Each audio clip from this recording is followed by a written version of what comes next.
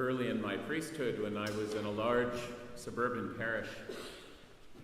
Every Friday during Lent, people in the parish would make soup and they'd bring it together. We had usually 5 or 6 different kinds of soup.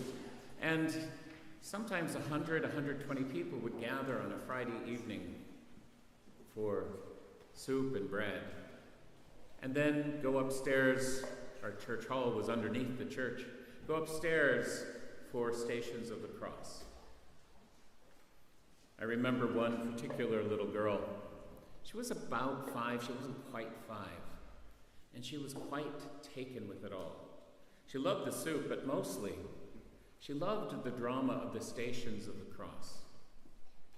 But each week, she would be quite upset.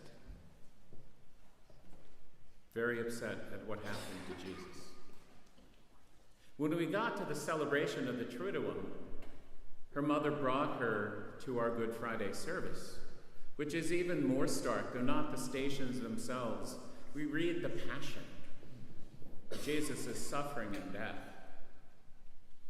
We reverence the cross and kiss the very wood.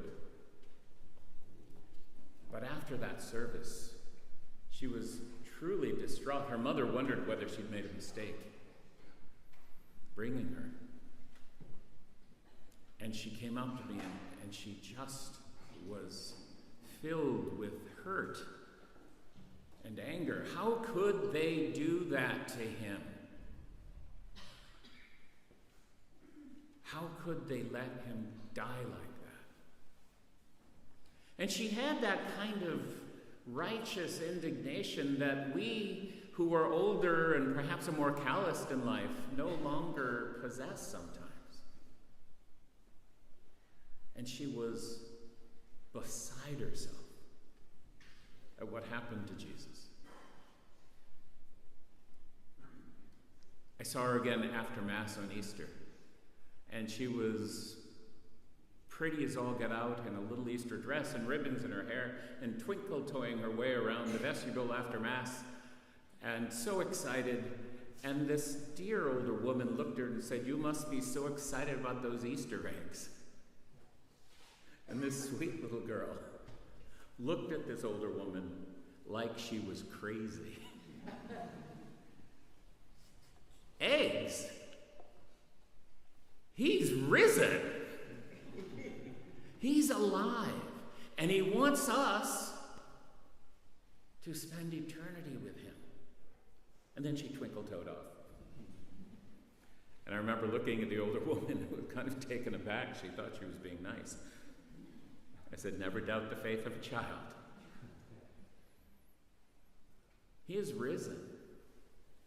He is alive. And he wants us to spend eternity with him. And that's what we celebrate today. We celebrate our life of faith. We celebrate that which has been given to us.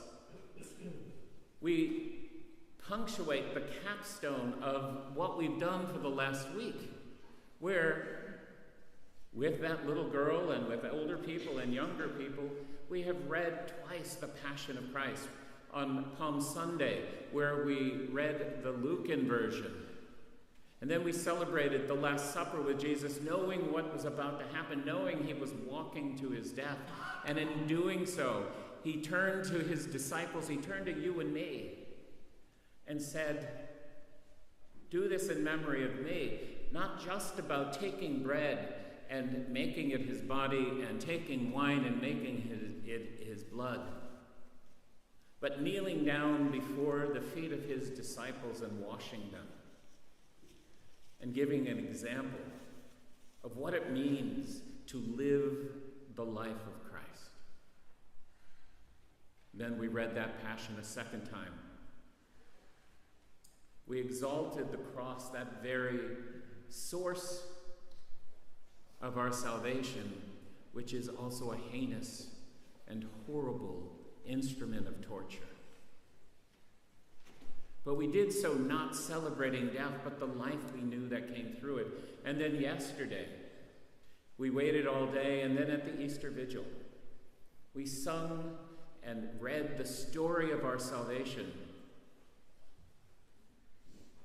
and then baptized a 29-year-old who was coming into the faith.